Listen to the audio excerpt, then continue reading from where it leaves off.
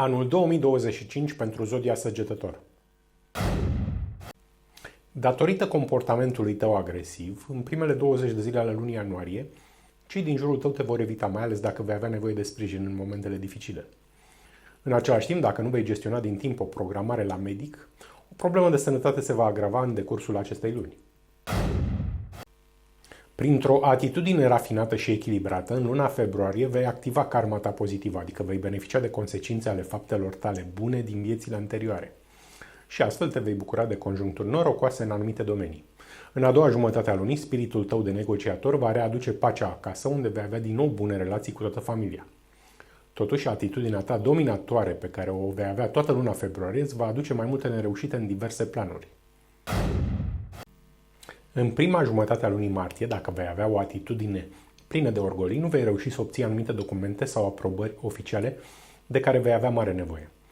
În partea a doua a lunii, relele tale intenții te vor aduce în situația de a nu comunica anumite informații importante cuiva din jurul tău. Lucru ce va afecta semnificativ persoana respectivă, dar pentru această faptă deloc bună, dacă o vei face, vei plăti cândva în viitor, când va veni termenul de plată pentru faptele tale rele. Totuși, toată luna martie, farmecul tău irezistibil îl vor aduce din nou aproape pe partenerul tău. Toată luna aprilie vei fi cuprins de lene și de lăsare și nu vei avea deloc bune rezultate în plan profesional. În același timp, datorită unei stări de indecizie, vei înregistra mai multe pierderi la capitolul finanțelor provenind de la alte persoane sau din alte surse decât munca ta. Toată luna, personalitatea ta plăcută te va ajuta să te distrezi și să te simți bine la petreceri sau în excursii. Totodată, datorită spiritului tău plin de modestie, vei înregistra în ultima jumătate a lunii aprilie o creștere a beneficiilor materiale obținute din munca și efortul tău personal.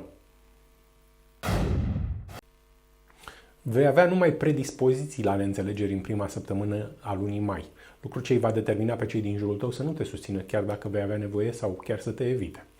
Totodată, toată luna vei fi lipsit de concentrare și vei face astfel un rău cuiva din jurul tău, dar pentru această greșeală vei plăti cândva în viitor. Dincolo de asta, dacă vei avea o atitudine corespunzătoare față de latura materială a vieții, aproape toată luna distracțiile și lucrurile care îți fac plăcere vor fi favorizate. Prin interacțiunea pozitivă pe care o ai cu cei din jurul tău, în ultima jumătate a lunii mai, vei beneficia de avantaje în planul drumurilor scurte pe care le-ai de făcut și comunicarea îți va aduce alte realizări.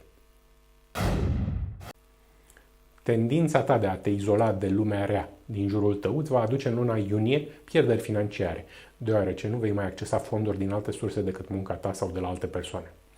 În altă ordine de idei, modul clar în care comunici te va ajuta la mijlocul lunii iunie să obții o soluție corectă pentru rezolvarea unei probleme de sănătate. Spiritul tău echilibrat și rafinat va declanșa în luna iulie conjuncturi de viață favorabile datorate karmei tale pozitive, adică vei beneficia de consecințe ale faptelor tale bune din viețile anterioare. Dacă îți vei asuma responsabilități de lider, în luna august vei obține un succes remarcabil într-un sector de viață important pentru planul tău de destin.